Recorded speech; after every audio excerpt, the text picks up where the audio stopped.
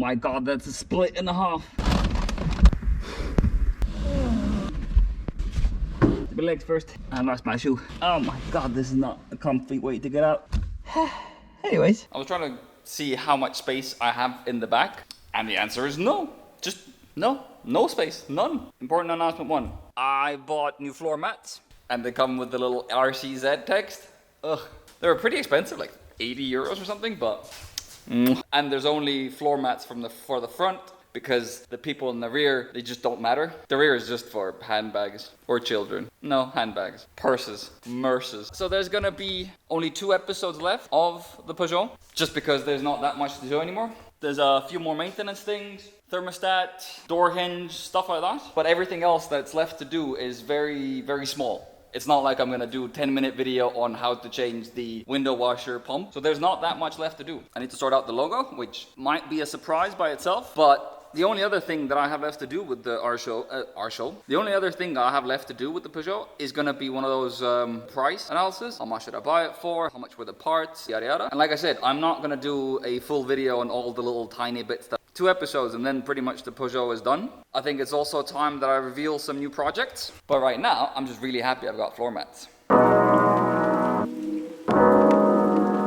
Today, we're gonna swap the turbo, the thermostat, and the electric cooling for the turbo. I have also invited Mark, my technically gifted friend, to help me out. He is having breakfast, I think. I also brought coffee because, you know, I need to bribe him with all the good things. But yeah, I'm gonna mostly record and watch how my engine gets disassembled, and maybe there's a bolt or something that I can turn as well.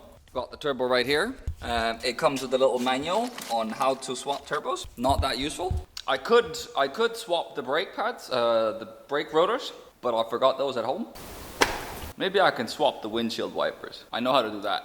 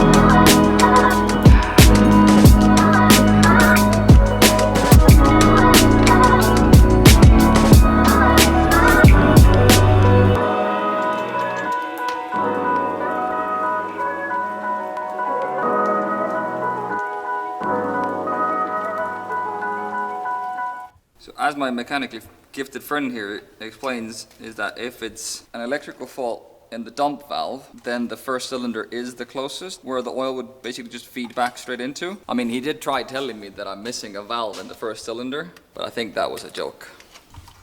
I think. Here's hoping. Otherwise this engine would sound a lot different. But it's fine, I've got 16 valves I think, right? So 16, 15, close enough. Yes. Look, Ma, no thermostat. There's so much space suddenly. Oh, whoa, whoa, whoa. What's happening here? Give me the light. I quit smoking. I quit smoking like 3 months ago. I don't have a lighter. I have nothing. I specifically carry no lighters, no cigarettes, no vapes, no nothing, just in case. Oh, that's flammable.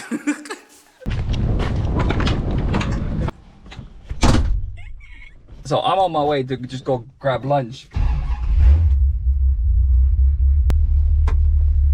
All right, there's there's no seat belts. Okay then.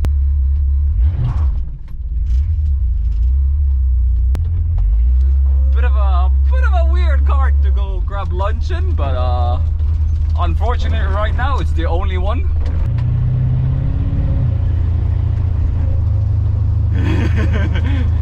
Definitely a very angry car. I wonder how it sounds later in post-edit. Gurgling. And there's something about not having a seat belt that also makes a drive like this a lot more exhilarating. How am I supposed to park this boat?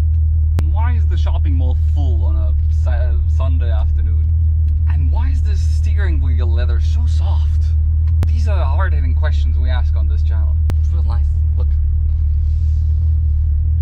Now, don't get me wrong. I love my Peugeot. It gets comments. People look at it, especially kids. They go like, "Ooh, is that a supercar?" But this thing, oh my God, like babies drop their pacifiers, mom pick their kids up, and every single child, without a doubt, points like. And I had to park it up in a parking lot to go get the food. When I was driving out, I wasn't accelerating, I was just cruising. Cars around me, the alarms went off because of the stupid 8-liter engine or whatever. I mean, it doesn't help that it's a very ostentatious orange flame color thing, but definitely get a lot of attention with this car. This is the problem. More specifically, this old glue thing is the problem. I'm gonna get these off. That sounded weird. I'm gonna get the glue off. I'm gonna mount these.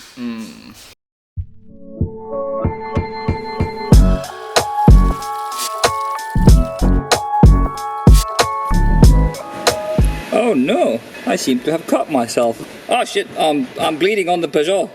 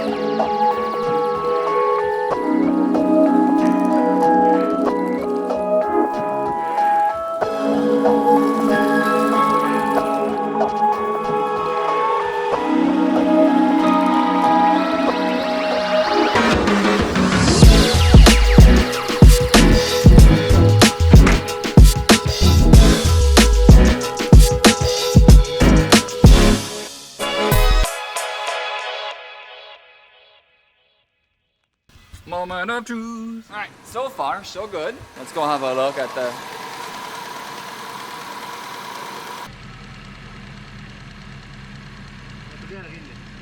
jah, see toru on putsis.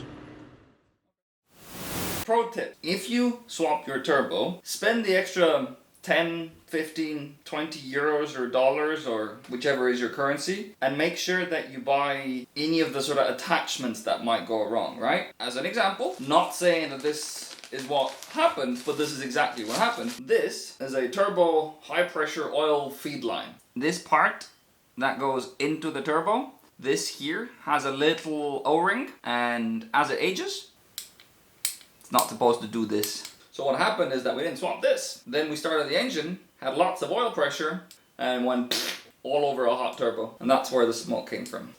These rum balls are now the turbo. And then my face is the engine. So if you put a new turbo in, and then you realize it's kind of screwed. To get this oil line, you need to take the entire turbo off again.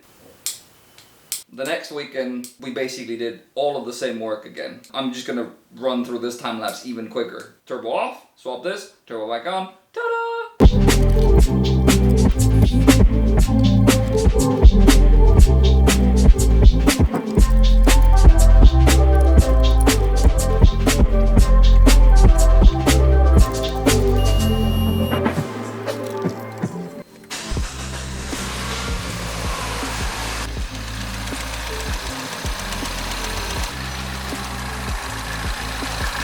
No smoke?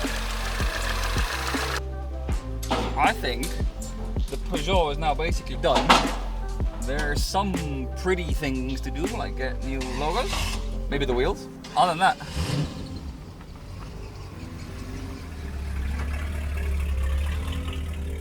that, I think it's basically done. Turbo is replaced, the turbo oil pump, pipe is new, lots and lots of work. Fantastic. Alright, I guess I'll see. On the next episodes I might do a little price summary and then call this project done. Thank you for watching, and I'll see you whenever.